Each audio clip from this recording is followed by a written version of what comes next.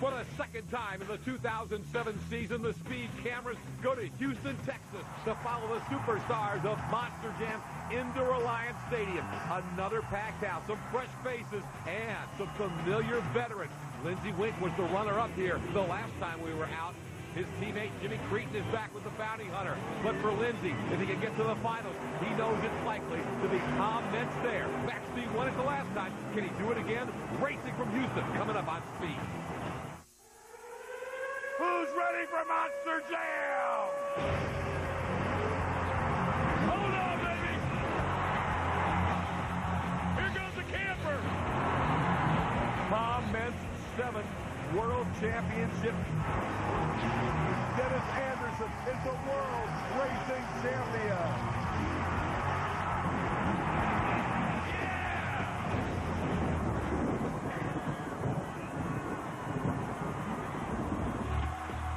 Monster Jam is rocking. It's a sold-out Reliance Stadium in Houston. We're ready to go racing, and you're going to see it all right here on Speed. Hi again, everyone. I'm Scott Douglas. Welcome to Houston's Reliance Stadium, and we're talking racing with one of Monster Jam's greatest racers. Of course, I'm talking about Jimmy Cretin, driver of the Bounty Hunter. Jimmy, I know you love it here in Houston. You got so many fans, and your team, to extreme, but especially the Bounty Hunter, has had a lot of success here. Yes, the Bounty Hunter is going to be awfully fast tonight, and I know it will be because this track is set up exactly for it. Lots of speed. These corners, we're going to be making a lot of... We're going to make a lot of speed around these corners. We're not having to come to a complete stop and then get going again. This is an awfully fast track, and I got an awfully fast truck. Great field top to bottom, but we're going to start calling you the Rick Hendrick or the Jack Roush. You've got 3 trucks in this field, and that means that your wife, Dawn, will be here, and, of course, Lindsey, and then we're talking about Scarlet Bandit and Iron Outlaw. So you're an owner, too. What do you feel about those trucks? Well, I have to feel a lot for those trucks. I mean, I've been focusing a lot on those trucks, trying to get them to where they need to be. Bounty Hunter already in the World Finals. I got 2 more to get in the World Finals. We made some changes to Lindsey Wink tonight. And he's going to be awfully fast. My wife's got the perfect setup for this, a fast truck, and she's looking to make her name and get back in the World Finals. She did really good 2 years ago. Now she needs to get back in there. No doubt. Anytime this guy is on the track, he's one of the favorites in racing. Bounty Hunter and Jimmy Cretin. Now I'm going to head up and join Ken Stout. You get ready for all the action of Monster Jam here on Speed. Thanks a lot, guys. Let's take a look at our field of trucks. It is an outstanding field here tonight. Jack Coverna in the Tough Enough from Edgewood, New Mexico. Dale Mitchell will be driving a truck called Pouncer. He comes from Memphis, Tennessee. 557 cubic inches, 1,800 horsepower there. Darren Basil in El Matador. And Carl Van Horn will be behind the wheel of T-Max. He comes out of Camden, North Carolina with that 2004 Ford. Scarlet Bandit, we just heard of her. Of course, Don Cretin behind the wheel of that one. A spectacular machine. And Leo Donald, who had a spectacular outing in Orlando, he'll be driving Taz. David Smith and King Crunch, of course, here from Spring, Texas. He'll have a lot of hometown fans. And Alan Pizzo with the Predator always makes a lot of horsepower as well. Damon Bradshaw with the Air Force Afterburner had a spectacular freestyle in Orlando. Is back here. It's all about racing now. And Lindsey Wink with the Iron Outlaw. Talk about big horsepower. This one has it, and he's an outstanding driver.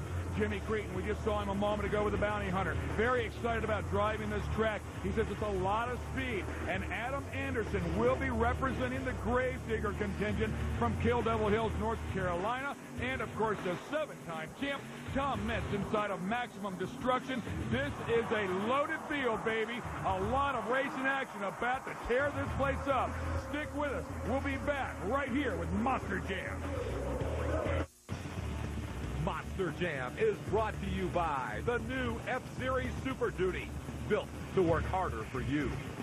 And by the United States Air Force, celebrating 60 years of innovation in air, space, and cyberspace. Every seat in Reliance Stadium is occupied by a fired-up Monster Jam fan. We get ready to go qualifying to set this star-studded lineup. As you can see, an odd number, 13 trucks, will make for an interesting opening round bracket. Here's the way they will come out. And again, they will run in pairs.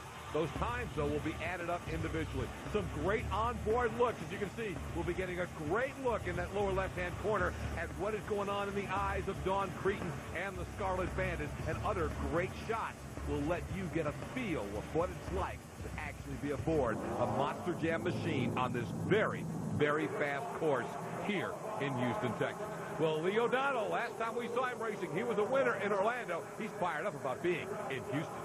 Coming off a win, I got my chest out. I'm feeling good.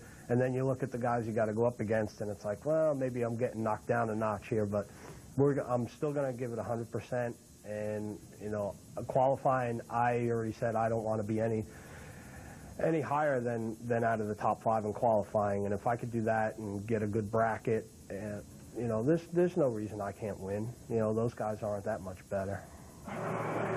Jimmy Cretin has the bounty hunter. Here is a guy who is bad fast.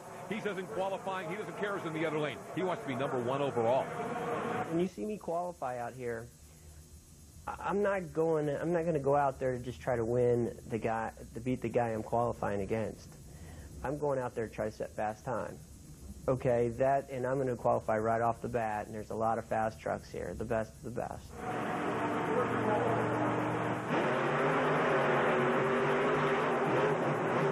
Kim likes to use the term smoke. Well, nobody makes more smoke than bounty hunter and Jimmy Cretin. Yeah, smoke, steam, horsepower, whatever you want to call them. They're very, very good at it. Taz Lee O'Donnell has showed us he is a very, very able fill-in for Adam Anderson. While Adam is taking over for Dan and Gravedigger, Dennis is still not 100%. So Adam's in Gravedigger tonight, and Lee O'Donnell is back subbing for Adam in the Taz truck. Hey, that's a time that could stand up all night long. 20.5 is blistering on this course. Now, Lee O'Donnell was competitive. However, he's got a 5-second penalty added on, Ken, so he's going to not get that top 5 qualifying run he wanted. We'll go on board with him right here. And you're going to see when he hits his turning post, I believe it comes up right there. Well, he's okay there. So it's the second turn. On the exit of the turn, he just cuts it a little bit too close and tips that over. Here it is right here. Bang. He just knocks it over, and unfortunately, that's 5 seconds. That will add 5 seconds and drop him down in the bracketing once we're done. We would assume, although he was very fast, taking the penalty out of there just a little bit behind what Jimmy Cretin did. 20.5 is going to be tough to beat, but got a bunch of big guns. Although we've got problems with El Matador. What's going on here? Yeah, that's a shame. They're already pulling him back. He's just about to come out here and qualify. And maybe we can check in with those guys a little bit later on and see if we can determine what it is. Lindsey Wink pulls Iron Outlaw to the line. Earlier, we got to talk to Lindsey about changes made to the Iron Outlaw and what impact they may have. The truck's going to push a lot more. It's not going to be like turning, almost like turning a vehicle. Before it was really smooth. In a monster truck with a locker rear end, both wheels are trying to push all the time. So you're going to find that the truck wants to get pushed in the corner, and you might find yourself nearing the outer boundaries a bit more. It's a bit more unpredictable in the sense, but once you got your foot in the throttle, both black tires are hooking up and they're trying to go. So that's the reason I did make the change. The Chicago style is going to work good. That way, if there's any chance when you get too much speed in the corner and the inside part of the truck comes up, I still got that outside wheel turning, which is what most of the trucks run here anyway. Almost everyone's got a locker rear end, and I kind of thought I had an in last year because it worked so well for me, but it's kind of burned me about 3 times this year already, and that's 3 strikes and I'm out. Green is out as Lindsey Wink and the Iron Outlaw on the track solo, getting what would look like a 5 run in. The only thing about this candidate is qualifying or against the clock anyway. He has no point of reference with another truck, but these 2 extreme trucks, Jimmy and Lindsey, these guys really, I don't think, worry about who's in the other lane anyway. He wants to run his race. Especially in qualifying. They're not going to look over and see where the other guy is. I mean, maybe a glance out of their eye. 2081, excellent time here. Real close to the boss, obviously. Take a look at that rear end he's talking about. Obviously creating a positive traction rear end, if you will. So he's looking to get some bite. And I like what he said. If it gets up on 2 wheels, he can hit the throttle. And instead of that wheel that's up in the air spinning, the one that's on the ground will also spin and possibly save him from rolling over. Right now, it's 2 extremes tonight. Bounty Hunter 1, Iron Outlaw 2, but more qualifying coming up. They are living it live in Houston, Texas at Reliance Stadium. Anytime you get a chance to catch the Monster Jam live, get out to the Stadium Arena Dome near you. There is nothing like it. We have just started qualifying so far. 2 extremes setting the pace as Bounty Hunter has the fastest time and Iron Outlaw second. Here's the 3rd member of the 2 extreme team, Dawn Cretin, back in Scarlet Bandit. She'll be on one side of this track. In the other corner, that's where Damon Bradshaw is in the Air Force Afterburner. After that fiery crash in Orlando that we saw last time out, he said his crew chief, Jesse Bearden's been a busy guy. The guys do a great job, and they spend a lot of time on the truck this week, and so I'm just as ready as we have been for the previous ones, and it's nice to be back in Texas. I've done a lot of events here when I was riding Supercross, and so it's always a good crowd here in Texas. They're looking for green. Off the line strong is Damon Bradshaw, representing for the United States Air Force, and there is a brand new top to bottom, almost $250,000 Scarlet Bandit. And you know she's got some big horsepower, but this Air Force truck is going. Damon gets so comfortable, but Dawn actually beat him across the line. Nice qualifying run from the Scarlet Bandit. How about this two extreme team? Jimmy told us at the start it's important to him that Scarlet and Iron Outlaw do as well as Bounty Hunter. Well, he's getting what he wants right off the bat. Great onboard there. The right hand again up there running the rear steer. Bring it back to center. Both hands on the steering wheel. Watch her eyes because she looks as far as she possibly can trying to find the exit of the turn, but she cannot turn her head because of the D-cell. They have the Hans devices on there, and you can't turn your heads anymore, so she's looking as far as she can with just her eyes. Nice qualifying run for Dawn Cretin, a little slower than Jimmy and Lindsay, but she is going to be among the faster trucks. Now, we've talked for years about Predator and Prowler. Here's another member of Alan Pizzo's team in terms of trucks. It's Pouncer, Dale Mitchell behind the wheel. In the other lane, Carl Van Horn back behind the wheel of T-Max. These guys have been struggling all year to get things right. Well, the biggest issue, we found that our inner axles were too long on the front end. So when you had it on the jack and you spun the tires, you may not notice it, but when I turned the wheel, they would bind up, which caused the front end to lock and gave it a pushing condition, which when I tried to turn the truck, means the front wheels didn't want to turn and just wanted to plow straight ahead. And Houston, I found that out in qualifying, the first Houston show. And what I did, I was cheating it. I could make a hairpin. I would hit the rear steer real early and make the rear end whip around. But other tracks like Detroit, San Antonio, I couldn't do that.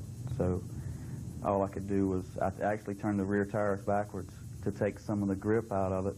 And that handled better, but then when I left the line, it was like taking off in wet grass. So we've got all those issues fixed. I think we'll be really competitive. Carl won this event 1 year ago. Does he have what it takes to do it again? Oh, love that onboard look. You're looking right over his shoulder. Good start for T-Max. Hey, Mitchell's coming on strong. Dale Mitchell never gets left short. This guy runs hard. I love the look of the Pouncer. That's a sweet-looking ride. But right now, T-Max is opening it up in qualifying. A bit better run for Carl Van Horn and T-Max. His time, though, 22:47, well behind all three of the two extreme trucks. Yeah, he's a couple seconds off the pace there. It looked like the truck was turning pretty good till right at the very end there. I don't know if he just had troubles negotiating the center of the turn or what bit him, but obviously a little off the pace. So Carl Van Horn does qualify T-Max. We've got more to put in this field. We'll get back at it next. Don't go away. Look at these fans on fire. You know, earlier we were talking about living it live. You want to live it live and get out early for the pit party at a place like Houston. It's just awesome to be down there on the floor of Reliance Stadium with the trucks and the drivers. Get your T-shirt signed. Really a neat experience. Still have 5 trucks to qualify. Right now, Bounty Hunter far and away the fastest at 20.5. Well, Jack Coverna, always loves seeing Jack and his trucks out in this part of the country. We talked to him earlier about qualifying on this track. We got a lot of room in this track. You know, come off the cars, it's a long distance between the cars and the turn, so we can get some good speed up. I changed the gear in the truck for this track. We'll see what happens. We can come around the corner a little harder because, like I said, we'll get some slide out of this track. It won't grip and flip us real fast. We'll get some slide out of the corners. So I really feel good about tonight. It's going to be a good race. In the other lane, the Fiesta King Crunch, David Smith, this is his home track, and he wants to win badly in Houston. Well, I mean, obviously, I hope to win, you know, but who doesn't? There's 12 trucks here, there's 11 other trucks that want to do the same thing, so, and there's not a slouch out there. All the trucks here got good power, and any one of them are capable of taking away the win, you know, in racing or freestyle.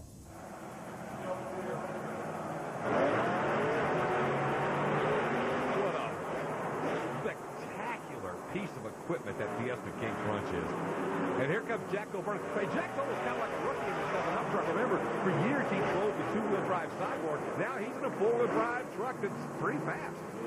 Yeah, and he might have to go through a learning curve, much like we heard Carl Van Horn say. I mean, there's just some things that are going on in there that if you've never had one before, you're not familiar with. You know, David Smith is the guy who's finished in the Final Four at the Monster Jam World Finals. This is a truck that can get around, and that's a pretty nice qualifying run, 21.72. That'll put him in the at least upper half of the bracket, which is what you really want to accomplish out of this qualifying. You don't want to draw a Bounty Hunter in the first round or Iron Outlaw or potentially a Max D, and David's avoided that with a good, strong run here. Jack got in a little trouble there as well with the wrist loan sponsor Tough Enough. And